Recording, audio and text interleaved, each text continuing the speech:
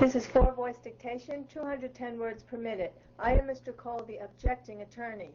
I'm Ms. Potter, the questioning attorney. I am the court. And I am the witness.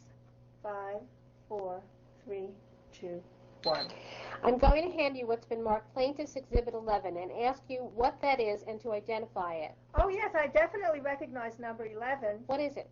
It is basically a letter saying from Child Welfare for child neglect. What is the basis of their charges? The basis of their charges? Actually, read the first two sentences. This is to inform you that you are the subject of a report of suspected child abuse or maltreatment received by the State Child Abuse and Maltreatment Register on 12/11/2000. This means that you have been identified as the person who is responsible for causing or allowing to inflict an injury, abuse, or maltreatment to the children. Oh, right now, when did you receive that letter? On December 11th. Is it your understanding that the basis of that letter is your failure to vaccinate your daughter? Yes.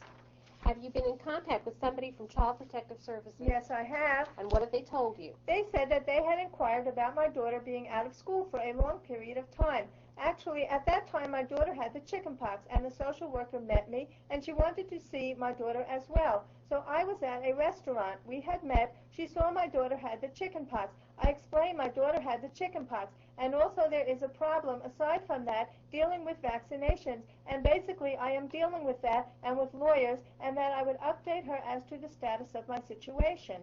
All right, your daughter has not been in school since November 30th. How is she being educated? My mother is a teacher. She has the curriculum for the second grade. She had taught the second grade in the past, and my daughter comes over to her house on weekends, and one day a week I do bring her over. Is this the same education that she would be receiving if she were in school? Yes, exactly, same education. Why do you say that? Because my mother is a teacher, and she has the same curriculum that is given out, and she teaches District 73 as well. That would be given out to second graders. Do you think your daughter's education is suffering by not being in school? Yes, I think that it's suffering in the sense that her education is being denied. She needs a full-time education every day, and I think, yes, in that sense, it is suffering. Correct me if I'm wrong, but I think what you're telling us is you're lucky to be in a situation where your mother is actually in a school district and is able to give her... Objection, Your Honor. Leading the witness. Sustained. I shouldn't ask the question. Actually, I'm just restating what she already said. That's good enough. I am fortunate. I move Exhibits 11 and 8. Any objection? No objection. All right. Plaintiffs' Exhibit 8 and 11 are moved into evidence. How much more do you have for this witness? Not much, I do not believe. Not much is a minute, 5 minutes, 10 minutes? My not much would be 5 minutes. Okay, then take the 5 minutes. Have you made any attempt to receive homeschooling information? Yes, my brother had made the attempt for me. How did he make that attempt? He had gone to the school and asked exactly how to proceed with doing homeschooling legally and also the curriculum.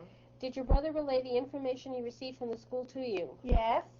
After you had that conversation with your brother, what was your understanding as to whether or not your daughter would be held back from school? My understanding is that there is a very high chance that she will be held back from school. Why is that? Because she had missed so many days of school. Who did that come from? That came from the principal. Well, it came from my brother to me, but according to my brother, it came from the principal and the guidance counselor he had spoken to as well. Do you believe that vaccinating yourself or your daughter is a sin? Yes, I certainly do. What are the consequences of sin under your understanding of Scripture? My understanding, the consequences is that you will go to hell if you sin against God.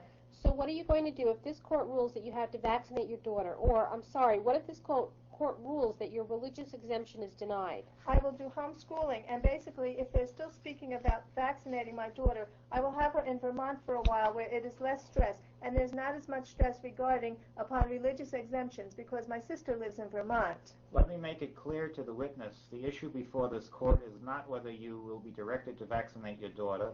The issue is whether you're entitled to an exemption under state law which would permit you to send your child to school without vaccinating your daughter. Okay.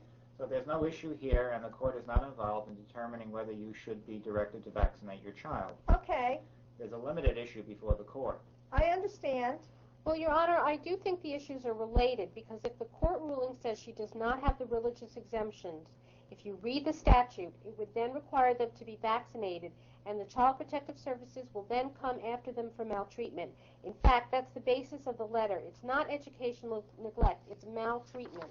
Well, the court stated the issue succinctly, really. Depending upon what the court rules, the choice would be up to Ms. Hillman as to how she wanted to deal with the consequences if the court were to decline to grant her application. Then you would have to decide whether to remain here or go to Vermont or whatever. Yes, that's a separate case, and that would involve a different agency of the government. That issue is not really before this court. There's a more limited issue before the court, as far as I can tell. You can brief it if you want at the end. Well, no. I just don't want the witness, the plaintiff, to misunderstand what the focus of the court is in conducting this hearing. This hearing has to do with whether you are entitled to preliminary relief that would compel the Board of Education to accept your daughter as a student, based upon constitutional and statutory provision. Right. In any event, the question has been asked and answered, so I guess that's all we need from that. Go ahead. Proceed. Actually, Do no. you have anything else? Actually, no. I have nothing further. Okay. We're going to break because I need to do something else, and it is lunchtime. We're going to resume at 2:30, and you can conduct your cross-examination then. Do you have anything else right now? Any housekeeping issues? Nothing further, although I did want to mention the court had asked me to inquire with Child Protective Services on that issue, and I did make inquiry, and apparently the investigation that is pending concerning the Hillman family is solely with regard to the issue regarding the absence from school, and they've assured me that pending a decision from the court, they are not going to take any further steps to remove the child. They're going to wait for the court to make a decision before taking any further action in regard to the administration. All right. Thank you for making the inquiry. We'll take it out one step at a time.